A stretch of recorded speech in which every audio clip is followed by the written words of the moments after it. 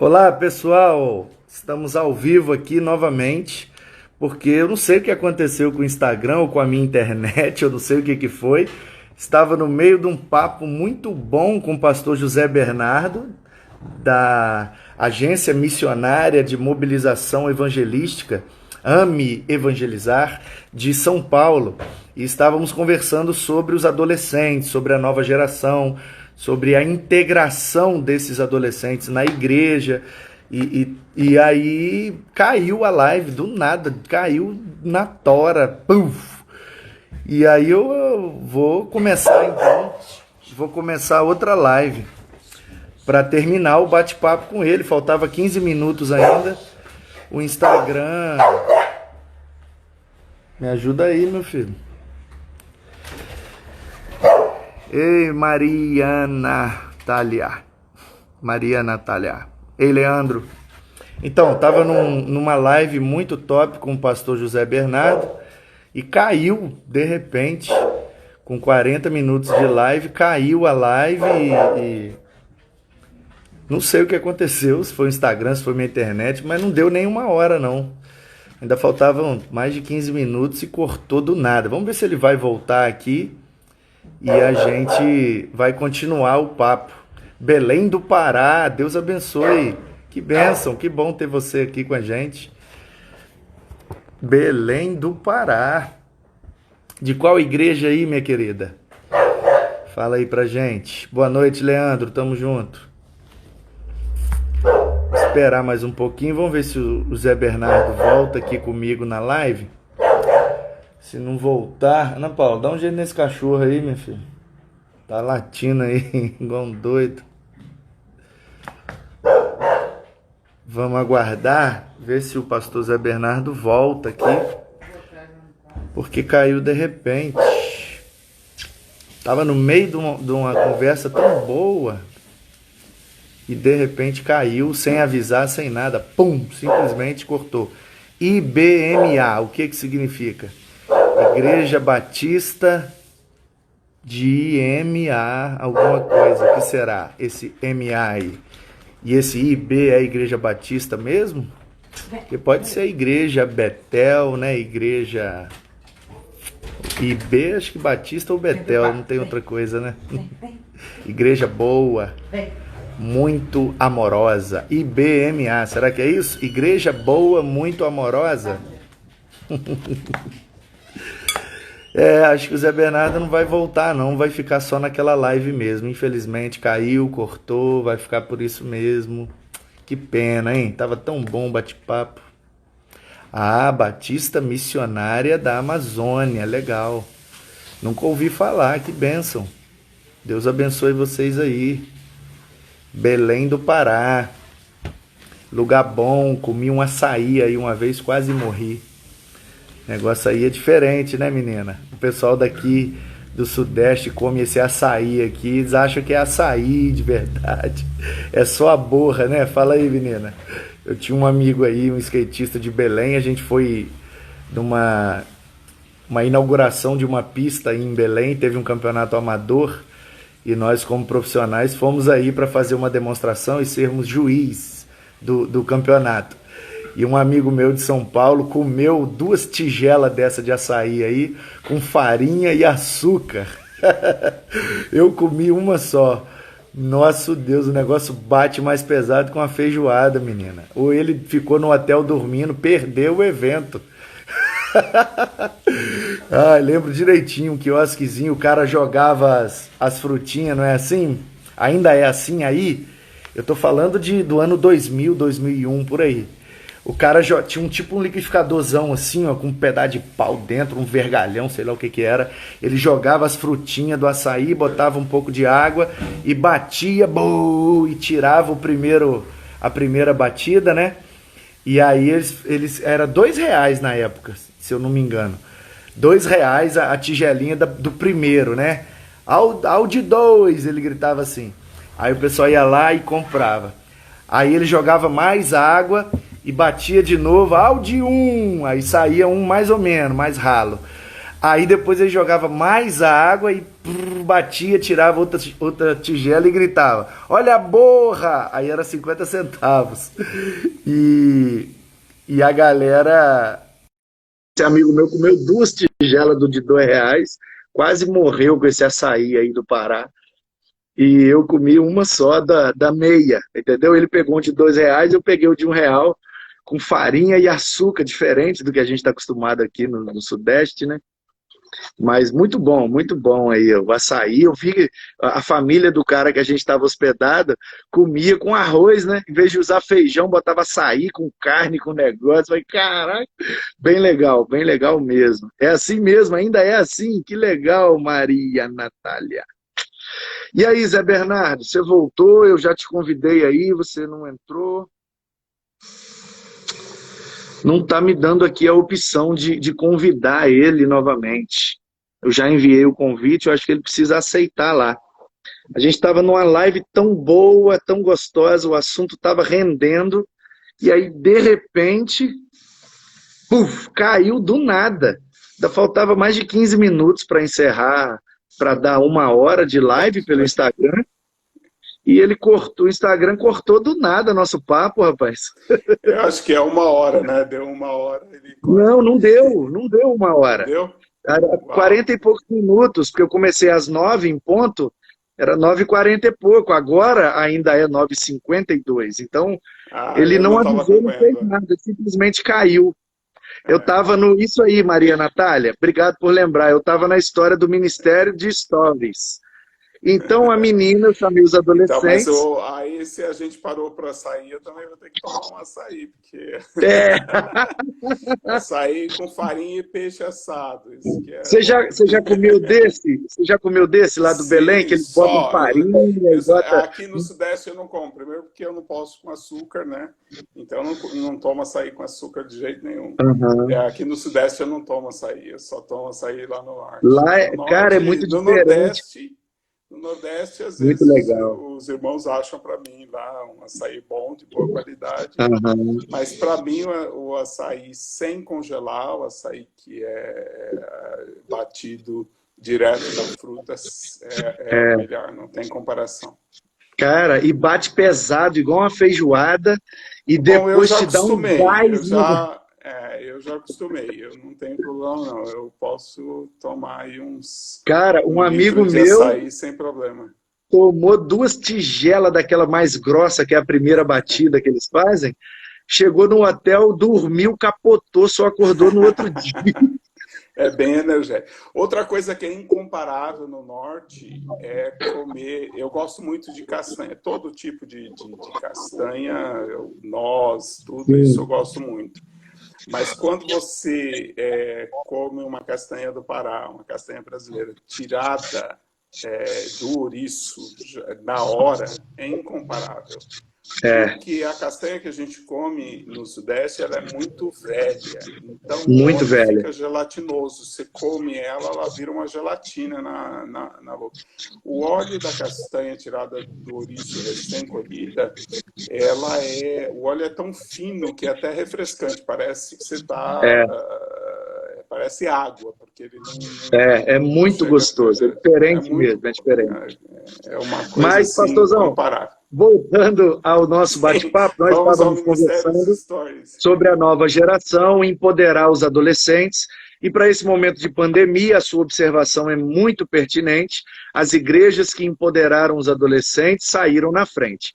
E eu mencionei que, como presidente dos pastores aqui do estado, vira e mexe, eles me procuram pedindo algumas ajudas. E o meu conselho frequentemente tem sido: pastor, peça ao seu adolescente. O senhor tem adolescentes aí na igreja? Eles são os seus melhores consultores de tecnologia. Se o senhor não estiver conseguindo, chame os adolescentes. Esquece Então, a deixa sua eu fazer uma diretoria, propaganda aqui. esquece a diaconia, chama os adolescentes. Vou fazer uma propaganda aqui. Eu lancei. Na África, esse problema é muito maior. Na África, criança, adolescente não vale nada, nada, nada, nada. Só quem vale. Quando eu fui para a África, eu tinha 30 anos, a primeira vez que eu fui a Angola. Eu sentei numa roda de pastores, o missionário mais antigo brasileiro lá me cutucou e falou assim: porque todo mundo começou a falar a idade. Eu não entendi, né? E eu era o mais jovem de todos, então eu fiquei, né, aqui no Brasil, se você é um líder mais jovem, precoce, é importante, né? Aí o missionário me cutucou e falou assim, olha, pastor, você é o mais novo aqui, você fica quieto, não fala nada, só se alguém te perguntar alguma coisa, né? E eu fiquei, eu sou muito falador, não sei se dá para notar, e então quando eu sou obrigado a ficar quieto, me dá afta na boca, a tensão nervosa termina machucando. Olha, eu voltei de lá com a boca, era uma ferida só, porque eu não pude falar nada, porque era mais jovem, né? E Tá hoje, se você vendo? vai, por exemplo, para a África, os meninos, eu gosto muito da garotada, de conversar, de estar no meio e tal. Lá não, lá eles sentam tudo longe e se vier cumprimentar você é com a cabeça baixa, né? Não te olha no Olha, olho, né? Então, é um problema. E eu venho trabalhando essa questão da legal, posição para do mudar a adolescente dentro da cosmovisão lá África, para deles, né? mudar essa visão, por uma Legal. visão bíblica, porque essa é uma visão cultural. Então, eu sempre tenho Sim, dito isso, sim. questões transculturais. Como missionários, eu devo respeitar a cultura até que ela não contradiga as escrituras. Quando ela contradiz as escrituras, então eu tenho dito aos pastores lá, nisso eu não aprovo. E eu criei um programa para pastores discipularem adolescentes. Então, muito legal, porque assim, me custa muito, cada vez que eu vou lá para treinar é exaustivo, mas eu já treinei muitos pastores com resposta imediata, pastor velho, Legal, legal. quando termina o seminário, eu terminei o seminário no sábado, se eu não me engano. No domingo eu fui pregar uma igreja, o pastor fez questão de terminar o culto dele e lá na igreja onde eu estava, levando os 7 adolescentes que ele já tinha escolhido para discipular. Ah, que Então, legal, que e eu legal. mesmo venho discipulando. Estou discipulando agora 2 meninos de 17 anos para a liderança, fazendo discipulado online para testar, inclusive, a capacidade de discipular via online. E são 2 meninos muito bons mesmo, muito legais. E outros missionários já estão usando esse modelo para discipular. O Eduardo está discipulando um grupo, outros missionários estão Legal, que começando. legal. Esse programa chama-se Royal Teams. Ele logo, logo vai estar disponível para treinar pastores, para passar o conteúdo, dar as dicas de como Legal, o legal. pastor pode discipular um adolescente para ser um líder influente dentro da igreja e também na Aham. escola onde ele for. Então, esse discipulado, o pastor vai chegar junto, porque esse é um costume meu. Ou seja, desde que eu assumi o pastorado, eu venho discipulando adolescentes ano a ano, né? E mesmo hoje, eu tenho adolescentes sendo discipulados sempre. Então, eu fiz que os americanos chamam de pipeline. Eu tinha jovens saindo do ensino médio, já entrando na faculdade de teologia, fazendo 4 anos. Então, eu tinha um no primeiro, um no segundo, um no terceiro, um no quarto ano de teologia. Durante todo o meu pastorado, eu ordenei muita gente, justamente porque eu me dediquei a preparar. Esse programa chama Royal Teams, e esse programa vai estar disponível logo, logo, né? Aí para a sua região também. E quem vai Legal. cuidar desse programa aí na região é justamente a Tainá. Tainá É, é justamente o que a gente chama de Grupo Apolo, que vão trabalhar na preparação de líderes para discipularem adolescentes, para a liderança, dar responsabilidade, levar junto e tal. Então é muito legal. 2 vezes por semana eu me reúno com esses 2 discípulos uhum. e a gente tratar assunto cabeça mesmo. Como é que cuido? Tem um menino lá, pastor, tem um menino lá que adolescente, agora inventou que quer namorar, como é que a gente faz isso? Como é que nós vamos aconselhar? Como é que tal? Pastor, eu tenho que pregar para os jovens no próximo domingo, como é que eu faço com esse texto, de que maneira, etc. Então, são meninos que são adolescentes, têm suas obrigações de adolescente, suas responsabilidades e tal. Quando termina uma sessão de aconselhamento, um discipulado, né? De agora, vocês vão jogar videogame, vão dormir, vão fazer o quê? Ah, pastor, vamos jogar videogame e tal. Eu jogo videogame, por que vocês têm vergonha de dizer que joga videogame? Então, são adolescentes que são normais, são adolescentes com seus conflitos, suas dificuldades, mas que estão aprendendo a ser responsáveis por outros, a dar bom testemunho, a se preocupar com o que vão pregar, como vão testemunhar com sua vida de santidade, assim por diante. Então, eu quero muito ver muitos pastores aí do Espírito Santo treinados para discipularem Faremos. liderança. E esse programa vai estar pronto logo, logo. Ele, na verdade, já está pronto. Eu já dei vários treinamentos. Na África ele está funcionando, aqui no Brasil mas eu estou justamente passando por um upgrade, principalmente no material do aluno, porque eu criei só o material do discipulador e não tinha criado nada para o aluno, então, para o discípulo. Então, agora eu estou criando material para o discípulo. Quando esse material estiver pronto, então esse seminário vai estar liberado para ser dado aí Legal. para pastores que estejam interessados nessa visão de ter líderes desde a juventude. Eu tenho muitos líderes e muitos que nós treinamos na nossa escola de liderança estão servindo nas suas igrejas. Pastores mais ousados têm empoderado os seus adolescentes para realmente assumirem responsabilidades. Então, esse programa está à disposição. Né? Aqui eu levei... Pastores mais ousados como você vão fazendo, né? Mas esse programa vai dar uma orientação mais clara. São 10 princípios de liderança que são passados e depois são revisitados. Eu terminei ontem o 10º princípio com os meus 2 discípulos. Aí dizem, acabou não acabou não, agora que vai começar. Nós vamos pegar cada liderado deles, pessoas que eles têm influência, e vamos ver se eles estão cumprindo todos os princípios para com os liderados deles, né? Então, na prática, e trabalhando na prática, até que eles estejam craques nessa aplicação, né? Então, é um programa muito bom, tem dado já bons resultados, e é um programa que é baseado na minha experiência, que é bem sucedida nisso. Eu tenho muitos adolescentes que eu evangelizei, que eu pastoreei, hoje são pastores e estão cuidando das suas igrejas e tal, então eu confio bastante nisso, né? A nossa escola de liderança para adolescentes, que começou... na verdade, ela começou em Cabo Frio, mas o segundo ano ela foi em Vila Velha.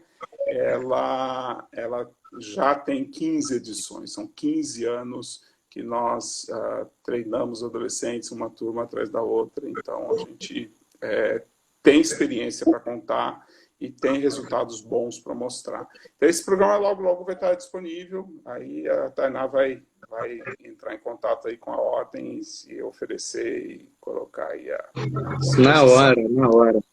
Mas eu levei tão a sério essa questão que aqui na igreja nós consagramos um diácono com 14 anos. Uau. Ele é o Isaac. Na outra live ele estava aí assistindo. Aí caiu, eu fiz essa segunda, não sei se ele voltou, não reparei. Mas ele foi, agora ele tem 17. Mas ele foi consagrado com 14 anos. Por unanimidade, eu propus à igreja e ele foi consagrado, impusemos as mãos e ele é diácono. Eu estou para te dizer que ele é do nosso corpo diaconal. A igreja aqui mede porte, 300, 400 pessoas mais ou menos.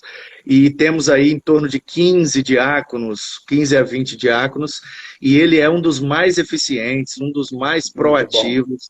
É um diácono mesmo com D maiúsculo, tem mesmo o dom do serviço, ministério mesmo. Os 2 meninos que eu estou discipulando agora são assembleanos e são, que os assembleanos chamam de auxiliar de escala, já estão na fila para serem diáconos com 17 anos já, né? Sim. E é interessante, a Assembleia de Deus vem abrindo. Antigamente você tinha que ter cabelo branco para poder entrar na hierarquia, né? E eu vejo hoje a Assembleia de Deus ousando nessa área. Muitos meninos novos são já bons pregadores e tal. Alguns deixam de evoluir, recebem uma responsabilidade e cumprem a responsabilidade, mas terminam fechando a porta para o desenvolvimento, para o crescimento, né? E essa é uma das coisas, né? Um dos princípios de liderança que a gente ensina, que é a educabilidade, que um líder tem que estar sempre aprendendo, tem que estar sempre crescendo, sempre aprendendo novas coisas e tal. E muitos deles, infelizmente, por causa da estrutura da igreja, eles perdem isso, né? Então, é interessante pensar nessa questão, né? Pois é. Que palavra você teria? Eu vou pedir para você dar duas palavras diferenciadas, no mesmo sentido, mas com dois focos diferentes. Com relação à nova geração, o que é que o senhor falaria primeiro aos pastores? Que palavra você tem para os pastores para que eles lidem melhor com essa nova geração? E aí depois eu queria que você respondesse a mesma pergunta, mas focada nos pais. O que é que os pais precisam ter como abordagem, consciência, compreensão para lidar melhor e extrair o melhor, né, dos adolescentes, principalmente dessa nova geração que tem agora menos de 10 anos. Essa turma já, como é que eles estão sendo chamados? Uns estão chamando de geração mídia, você está chamando como? A meninada de 2010 para frente. Esses dias, então, a geração que nós estamos trabalhando hoje, nós estamos fazendo uma mega pesquisa em 20 depois dos países. millennials, né? Depois dos millennials, então, qual? a geração Z começou em 95. Nos Estados Unidos com o evento da internet, e aqui no Brasil em 96, quando o UOL abriu, quando outros abriram a internet comercial. Então, a gente marca o início dessa geração, começou a nascer em 96 no Brasil. Então, essa é a geração Z, é a última geração que nós estamos trabalhando. Tanto que nós estamos agora fazendo uma pesquisa com a geração Z, uma pesquisa mundial em 20 países, em colaboração com o nosso parceiro On Hope. E essa vai ser uma pesquisa valente. A gente vai começar a lançar algumas tabelas dela já no segundo semestre, e o lançamento oficial já está aqui, é a primeira vez que eu estou falando disso. O lançamento oficial será na Consciência Cristã em fevereiro. Então a gente deve lá em João Pessoa? Pesquisa, lá em João Pessoa. Então, que legal, vai ser uma pesquisa legal. robusta, muito robusta. São 72 perguntas que visitam toda a intimidade, toda a parte espiritual, psicológica do adolescente, o uso da internet, porque é a geração conectada, etc. e tal. Agora, é Campina Grande. Obrigado, Alicia. Não é João Pessoa, é Paraíba, mas é Campina Grande. Eu aceitei João Pessoa, porque normalmente eu desço em João Pessoa e depois é que eu vou. Porque a gente fica com o aeroporto na cabeça. Mas o que é que o senhor diria para os pastores e depois para os pais? Agora, só respondendo à nova geração, alguns autores já estão chamando de geração 3C, geração C, geração conectada, geração isso, geração aquilo. Porque essa geração, levando em conta que as últimas gerações elas duraram uma média de 15 anos, o que seria 2 gerações tecnológicas, a geração tecnológica está durando 7 anos, a cada 7 anos a gente tem uma reviravolta na tecnologia, de modo que um menino de 7 anos normalmente consegue ensinar um de 14, né? Então a gente está tendo esse efeito, né? Os de 14 ensinam os de 21, então a gente está tendo essa reviravolta a cada 7 anos. Mas, como a tecnologia não é uniforme, a gente está chamando 15 anos mais ou menos de geração, portanto, 95 deveria dar 2010, ou seja, a nova geração seria nascida em 2010. Então, muita gente tem oferecido aí a bolha econômica, a primeira crise econômica mundial da bolha imobiliária como talvez o evento que marcou a nova geração, enfim. Mas certamente essa geração, se ela tiver na faixa dos 10 anos, ela será profundamente impactada pela pandemia, pelo coronavírus. Então, essa sensação de insegurança, essa sensação de medo, essa sensação de morte, ela vai, sem dúvida nenhuma, marcar essa geração nova bastante. A educação deles, o crescimento deles, enfim. Então, nós temos uma nova geração nascendo aí, só que com 10 anos de idade, no máximo, não dá para saber muita coisa dela ainda, o que ela vai ser. Então, provavelmente, nos próximos 5 anos, a gente vai entender melhor essa geração. Por enquanto, a geração Z, nascidos de 95 a 2010, 2012, por aí, mais ou menos, é o que seria, né? Aqui a gente teria, talvez, que marcar, quem sabe, uma geração nova sob o governo da esquerda, porque ele fez um estrago violento na educação e tal, então criou uma realidade que pode marcar essa geração seguinte e tal. Então, é difícil dizer ainda, não dá para saber. A gente procura principalmente a compreensão que eles têm sobre a ideologia do gênero, né? Eles estão bem confusos. Toda a agenda da esquerda marcou muito essa geração, né? Já marcou a geração anterior, que teria, então, seus 10 anos de idade, 15 anos de idade. Então, toda a agenda da esquerda marcou a geração Z.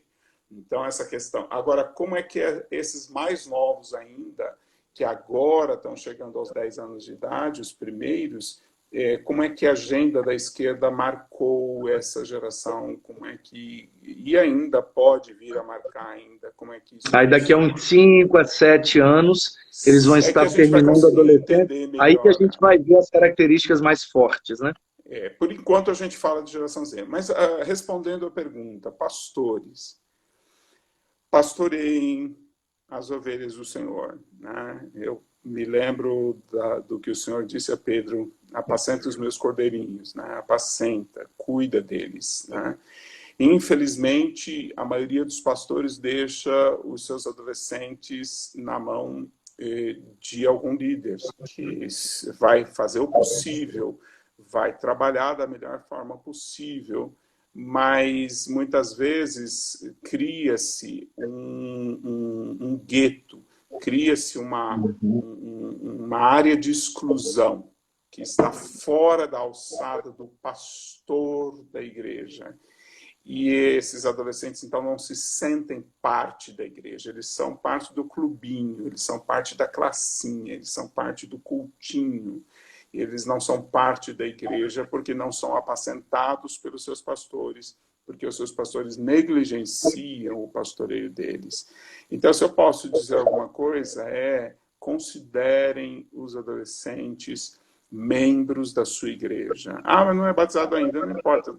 Nada na Bíblia diz que você tem que ser batizado para ser membro da igreja. Ser membro tem a ver com estar ligado, tem a ver com estar ligado por juntas ou por vínculos, como Paulo diz em Efésios 4, apesar de ele mencionar o batismo como um dos vínculos, e eu ainda tenho um questionamento sobre como interpretar isso, mas ali ele apresenta 9 vínculos, e o batismo é apenas um deles. Os adolescentes têm o mesmo Senhor, a mesma fé, a mesma esperança, então eles são parte desse corpo. Então, eles precisam ser pastoreados dessa forma. Outro dia, disse para o pastor de uma igreja muito grande, algum tempo atrás, disse: pastor, você já foi no culto dos adolescentes? Ele disse para mim: eu nem sei se eles me querem lá, né? Eles querem, pastor, vai lá. E naquele dia eu ia pregar para os adolescentes, ele apareceu lá, e o culto parou, né? Os adolescentes olharam, pastor presidente, pastor titular da igreja lá, e pastorzão mesmo, que é uma mega igreja, aí todo mundo ficou congelado. Aí o pastor disse: eu só vim louvar com vocês, só vim adorar a Deus com vocês. Então, sentou lá no meio dos adolescentes e ficou lá. Depois o líder dos adolescentes, o pastor encarregado dos adolescentes, me disse: olha, nós andamos 10 anos aqui em um dia só, né? Ou seja, porque isso autenticou o ministério, valorizou os adolescentes. Depois eu ainda disse: pastor, você não precisa visitar todos os adolescentes, mas pega um, vai na casa desse adolescente, bate lá, quando o pai atender, você fala assim, não vai falar com você não, vem falar com seu filho. Vai lá no quarto do adolescente, senta na cama dele, ora com ele, ensina para ele como ele se santificar, faz uma visita dessa por mês ou a cada 2 meses, que o resto vai ficar todo sabendo que o pastor foi, que o pastor valoriza, que o pastor dá importância, que o pastor pastoreia. Não espera o camarada pega uma menina aqui, pega outra ali, namora aqui, namora lá. Você está criando uma pessoa sem vergonha. Depois, o fato de nós termos hoje tanto adultério dentro da igreja, tanta infidelidade conjugal, é justamente porque não se exigiu do adolescente santificação. Porque o dia que você diz pode beijar a noiva, não quer dizer que o camarada vai ficar agora santo. Se ele aprendeu a ser sem vergonha durante a adolescência toda, ele vai continuar assim. Então, ele precisa ser pastoreado, precisa ser levado à santificação. Então, pastores, apacentem o rebanho do Senhor. Apacentem as ovelhas do Senhor. Apacentem as ovelhas com 10 anos de idade, com 15 anos de idade, com 17 anos de idade, com 8 anos de idade. Apacente o rebanho do Senhor. Converse com as crianças. Enquanto eu estava pastoreando, eu sempre dizia para os pastores auxiliares, não está pregando? Vai lá para a classinha das crianças. Se você não vai pregar no culto, vai pregar para as crianças. Vai lá apoiar os professores, vai lá nos juniores. Valoriza. Né? É muito importante. Outra coisa, então, para os pais. Pais. Eu sei que é difícil. Você cuidar de uma criança durante 10 anos e, de repente, quase que de um dia para o outro, ela muda de cabeça. Você toma um susto. Né? Quantas vezes chega a mãe para mim e diz, pastor, ora para o meu filho, acho que ele está endemoniado. Né? Então, quando vai ver, só porque ele entrou na puberdade. Mas, pastor, antes ele fazia tudo que eu mandava, agora ele briga por tudo. Eu mando pôr a blusa, ele briga, mando tirar a blusa, ele briga, mando fechar a porta, ele briga, mando abrir a porta, ele briga. Eu não consigo entender. Né? Então, uma palavra simples, pais de adolescentes, né? Quando ele entra na puberdade, ele não é mais criança e nem é adulto. Ele é adolescente. Adolescente não é criança e adolescente não é adulto. Adolescente é adolescente. Tem um cérebro diferente, tem dons diferentes, tem capacidades diferentes, mas a maioria dos pais só vai perceber isso lá quando o sujeito faz 20 anos, 10 anos depois. Né? Aí começa a perceber que é uma pessoa diferente, que é uma pessoa com opiniões, que é uma pessoa com ideias, que é uma pessoa com sonhos. Então você precisa aprender a se relacionar com seu filho como outra pessoa, né? A conversar, a ouvir. Né? A gente aprende a mandar nas crianças. Nem para criança isso não é ideal, porque depois que a criança ganha vocabulário lá pelos 5, 6 anos de idade, você precisa aprender a conversar com a criança. Né? Então a gente tem estimulado, por exemplo, nossos programas, o programa dos Amigos de Jesus, os adultos a contar histórias, senta com a criança, divide o universo com ela, bate papo, conversa, fala. Né? Meus filhos desenvolveram um excelente vocabulário, porque a gente sempre conversou com eles, sem minimizar, sem falar infantilez, falando, conversando. Né? Mas quando entra na puberdade, então, se você ainda não abriu o canal de comunicação, você já está atrasado. Tem que abrir canais de comunicação, tem que levar a sério, tem que considerar. Ele vai fazer as coisas diferentes de adulto? Vai. Ele não é adulto. Mas ele também vai fazer as coisas diferentes de criança, porque ele também não é criança. Então, se você não aprendeu ainda que você tem um adolescente dentro de casa, cai na real, pai e mãe, e começa a tratar o adolescente como adolescente. Começa a tratar o adolescente como uma pessoa, né? Que conversa, que tem ideias, que tem sonhos, que nem sempre tem resposta para tudo. Na maioria das vezes não tem resposta para nada, né? Mas está procurando, está querendo saber, está querendo, né, entender, está querendo descobrir. Né? E os pais precisam de ter abrir espaço. Né? Mesmo quando meus filhos eram crianças, eu sempre combinei com minha esposa, é a mais severa em casa, eu sempre fui um pouco mais Mas eu sempre disse para ela, não vamos colocar muita regra, porque quanto mais lei, mais pecado, né?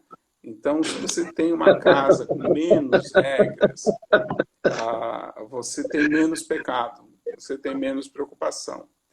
Tem pai e mãe que tem regra para tudo, né? E depois aí começa a se contradizer, porque não pode andar de bicicleta dentro de casa, mas quando chove, vai pegar sua bicicleta, vai fazer alguma coisa. E aí começa a se contradizer, porque tem excesso de legalismo, excesso de regra, excesso de norma. Então, é preciso a gente ter menos regras, e as regras que têm serem mais sérias. E trabalhar principalmente, você sabe, pai e mãe, o que significa criar os filhos no temor do Senhor? Significa que seus filhos não vão ter medo de você. Eles não têm medo da sua cinta, do seu chinelo, da sua palmada. Eles não têm medo de você. Eles têm medo do Senhor. Eles temem ao Senhor. Quando a gente cria filhos no temor do Senhor, é muito mais fácil. A gente leva eles a se comprometerem de obedecer a Deus, e a gente vai dizer assim, você vai fazer isso não porque eu quero, mas porque a Bíblia, no livro tal, capítulo tal, no versículo tal, diz assim, você tem que fazer desse jeito porque é isso que a Bíblia diz.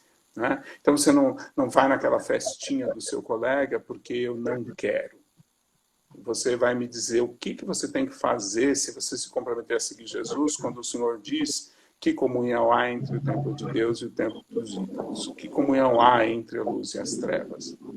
Então presta atenção, toma uma decisão, porque você se comprometeu a servir Jesus, a seguir Jesus.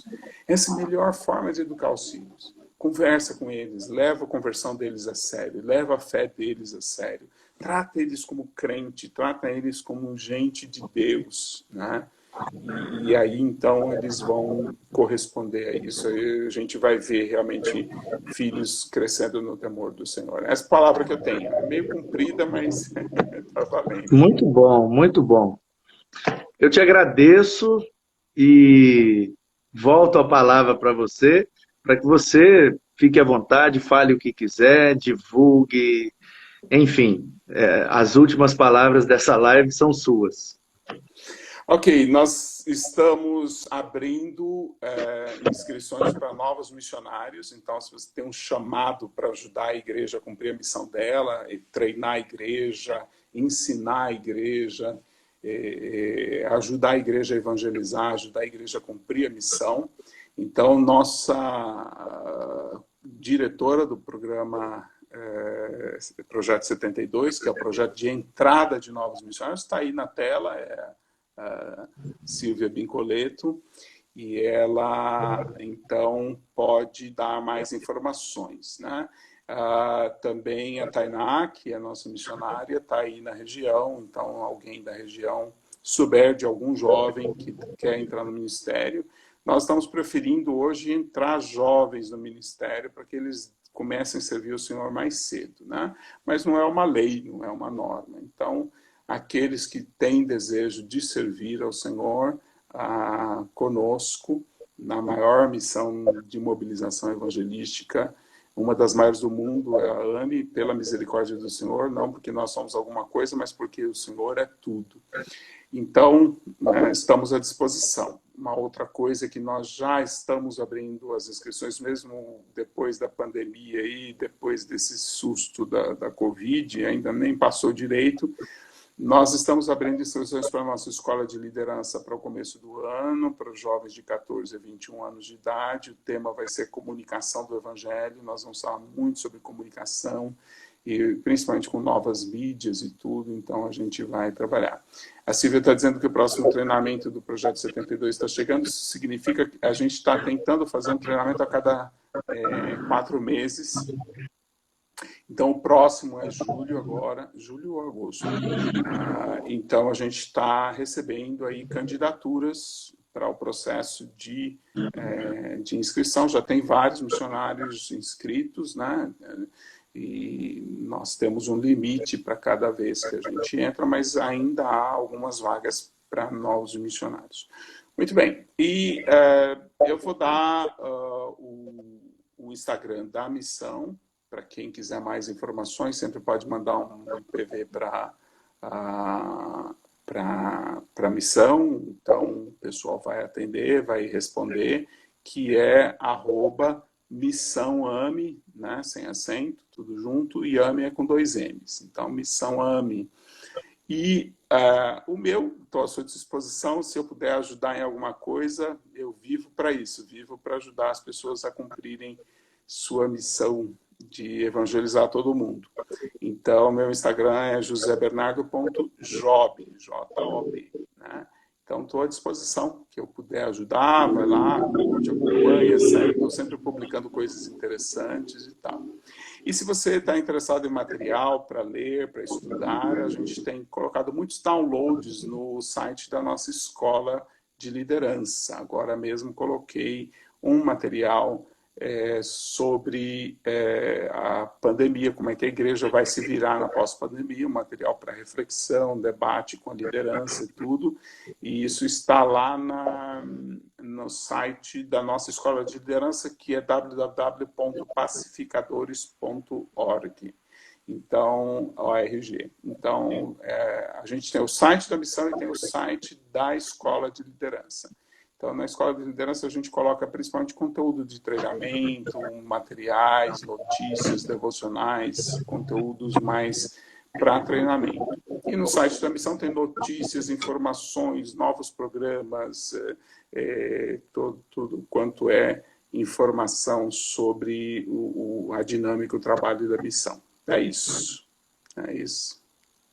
Muito obrigado, meu querido. Abraço deixa eu ver se eu consigo pronunciar direito. É Guaranhuns. Isso. Guaranhuns. Lá no Pernambuco é Garanhuns. Garanhuns. Aqui é Guaranhuns. Talvez é a mesma origem, falta o U lá em cima por alguma questão de escrivão, talvez, mas é um nome indígena que significa caçador de guarás. Guaranhuns. Muito legal. Então, minhas saudações à Igreja Batista de Guaranhuns. Que Deus abençoe vocês, os fortaleça, os edifique. E contem conosco. Amém. Que a gente puder ajudar. Muito obrigado, meu querido.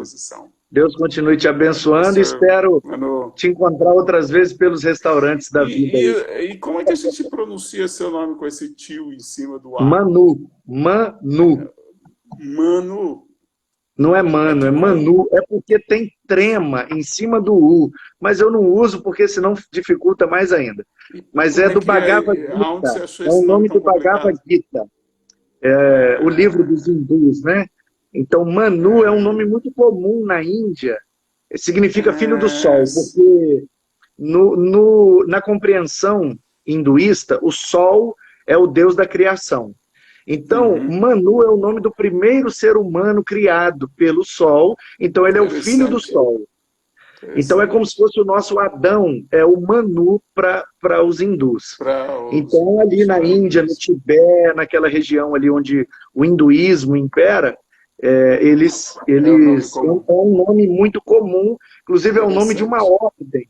Existe uma ordem de monges tibetanos, que é a ordem dos Manus. Eles sobem os montes para meditação no outono, passam o inverno todo lá em cima, e quando chega o verão eles descem, porque derrete a neve do monte, então eles descem trazendo a sabedoria da meditação. Essa é a ideia. Por isso que eles são também filhos do sol, porque eles chegam no verão... Barba é italiano ou é...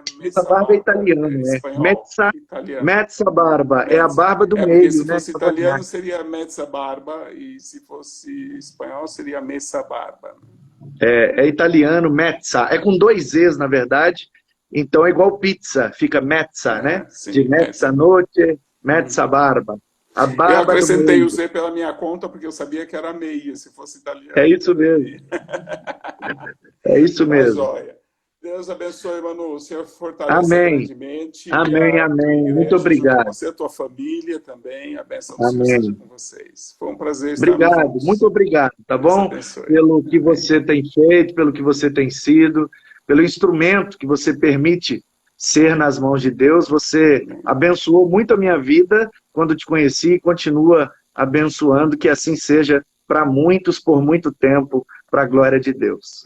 Amém. E a todo mundo que está assistindo aí, meu abraço. Deus abençoe a todo mundo. Obrigado a todos. Antes de encerrar, quero dizer que o meu desejo é que o amor do Pai, a graça do Filho e a comunhão do Espírito estejam sempre sobre nós. Que Deus abençoe a todos. Muito obrigado, boa noite. Até amanhã. Amém. Estarei aqui de novo às 9 da noite na live da Hora Nona. Deus abençoe a todos. Valeu!